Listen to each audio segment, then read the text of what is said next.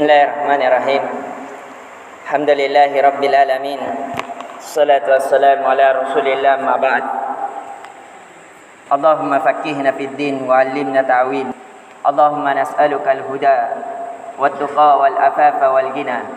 Assalamualaikum warahmatullahi wabarakatuh. Alhamdulillah, seharusnya kalimat ini selalu membasahi lisan kita, karena dengan kalimat inilah segala kenikmatan zahir maupun batin, yang kecil maupun yang besar, yang kita ketahui maupun yang kita tidak ketahui, yang telah kita rasakan ataukah akan kita rasakan, itu dapat kita nikmati dengan kalimat ini. Maka hendaknya dengan kalimat ini selalu membasahi lidah kita di atas keyakinan pada hati kita dan amalan anggota badan kita dengan memperbanyak ruku dan sujud kepada Allah SWT. Alhamdulillah, di malam ini kita sudah malam sepertiga dari Ramadan.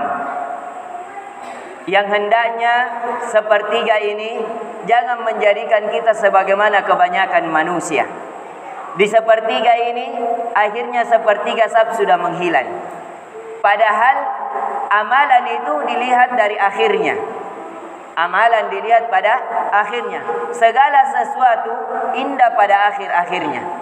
Coba lihat kehidupan kita.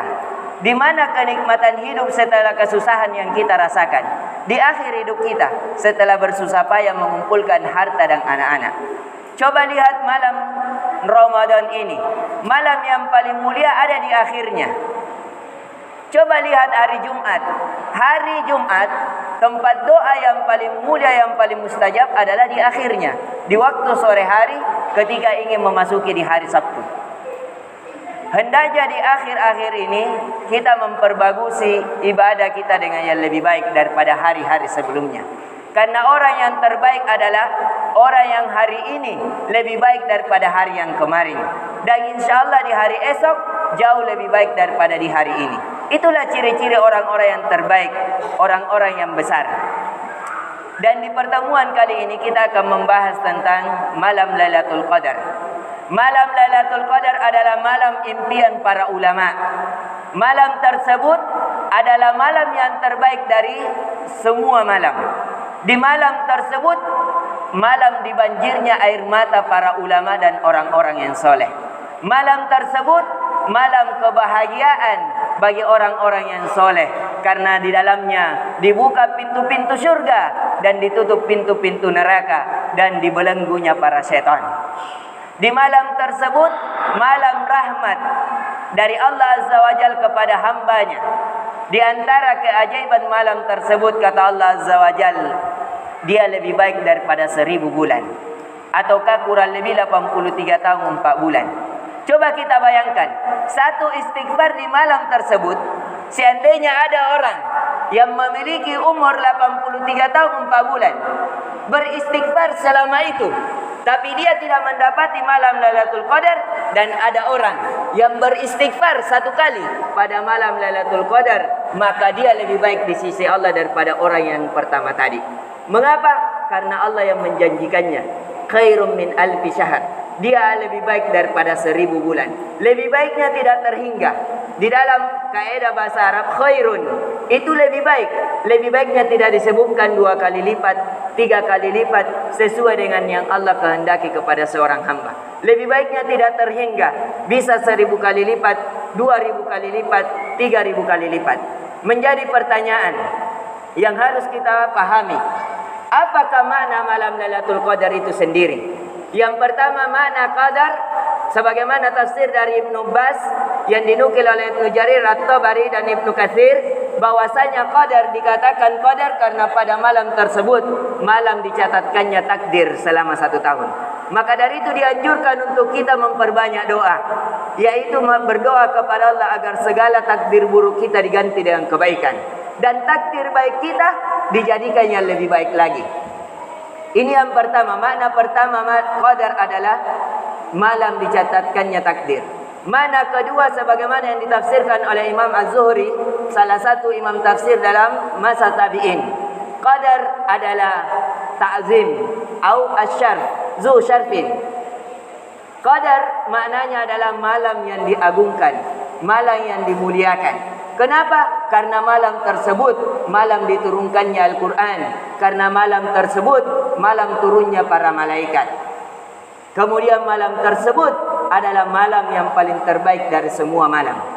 Dan tafsir yang ketiga dari makna qadar adalah at-taddiq, sesuatu yang sempit.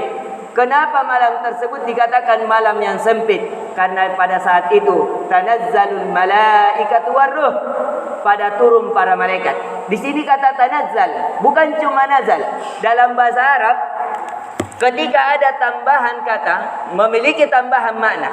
Misalnya kata nazala turun, nazala turunnya berentetan. Tanazzala turunnya lebih dahsyat lagi.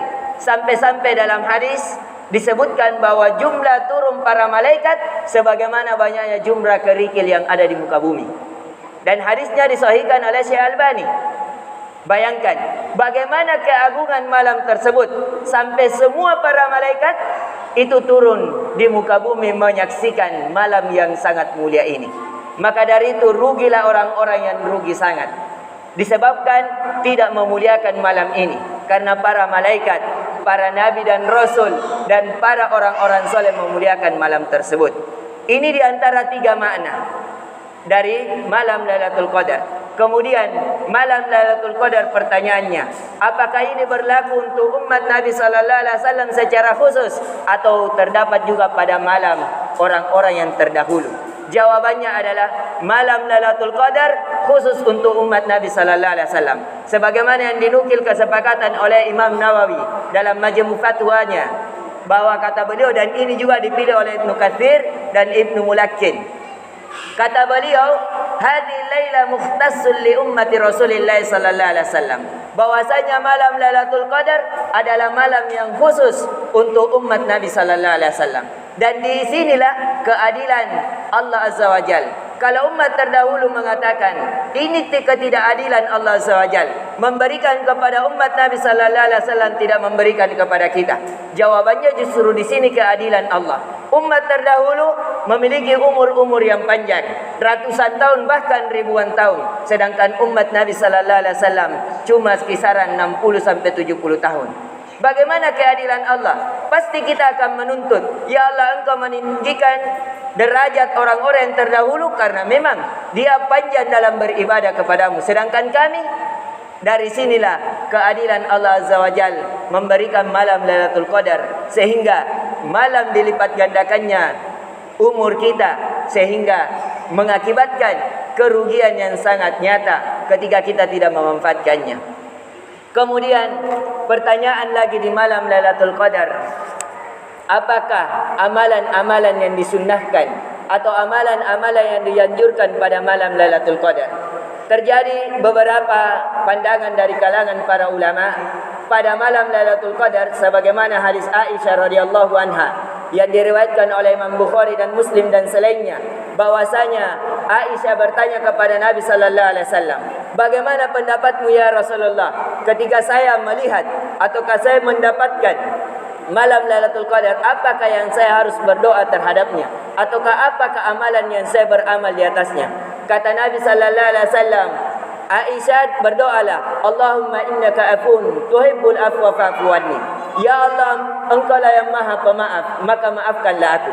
Artinya istighfar. Malam Lailatul Qadar adalah malam beristighfar. Ini yang pertama. Yang kedua berpendapat malam Lailatul Qadar adalah malam memperbanyak doa. Dan yang ketiga mengatakan malam Lailatul Qadar adalah malam yang diperbanyak membaca Al-Quran. Karena pada malam tersebut diturunkan Al-Quran. Dan yang keempat, kalau kita mampu adalah berumrah. Karena kata Nabi sallallahu alaihi wasallam dalam Musnad Imam Ahmad, bahwasanya siapa yang berumrah pada bulan Ramadan, maka pahalanya seperti berhaji bersamaku, kata Nabi sallallahu alaihi wasallam. Dan yang kelima adalah salat. Manakah yang paling afdal dari 5 ini? Jawabannya di dalam salat. Karena salat mencakup semuanya. Maka dari itu hendaknya diperpanjang salatnya pada malam Lailatul Qadar. Minimal kalau bisa 1 juz bersama para imam. Karena malam Lailatul Qadar dalam salat itu terdapat bacaan Al-Quran. Dalam solat terdapat istighfar. Dalam solat terdapat doa. Dan di dalam solat terdapat hal-hal yang menjadikan seseorang berbahagia di dalamnya dengan cara mentadabburi Al-Quran. Semoga bermanfaat. InsyaAllah. Adapun jikalau ada kebaikan di dalamnya itu datangnya dari Allah Azza wa Jal. Kalau ada kekurangan itu datangnya dari kami pribadi. Sekali lagi kita mengingatkan bahwasanya diusahakan agar kita terus berusaha mencari malam Lailatul Qadar. Kemudian yang terakhir, malam Lailatul Qadar kapan terjadinya? Dalam hadis-hadis ketika kita melihat malam Lailatul Qadar itu terjadi di 10 akhir Ramadan. Dan yang paling utamanya di bagian ganjil. Di malam ke-21, 23, 25, 27 atau 29. Adapun pendapat Imam Syafi'i, dalam mazhab Imam Syafi'i begitu pula, itu menguatkan di malam ke-21 atau ke-23. Tapi ketika kita mengumpulkan dalil-dalilnya, yang paling terbanyak adalah malam ke-27. Dan ini juga dinukul kesepakatan oleh Abdurrahman bin Nasir As-Sa'di di dalam tafsirnya tentang tafsir surah Al-Qadar itu sendiri. Jadi diusahakan di malam-malam ganjil hendaknya kita memperbanyak ibadah kepada Allah, khususnya memperbanyak solat, yaitu dengan cara memperpanjang solat kita. Semoga bermanfaat. Subhanakallahumma bihamdik, asyhadu an la ilaha illa anta astaghfiruka wa atubu ilaik. Assalamualaikum warahmatullahi wabarakatuh.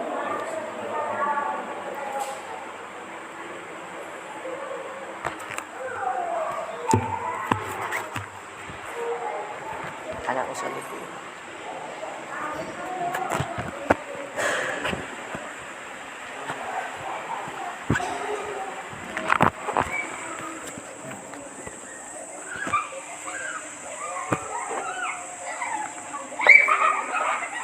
Jangan kiri bu, jangan kiri bu. Jangan kiri.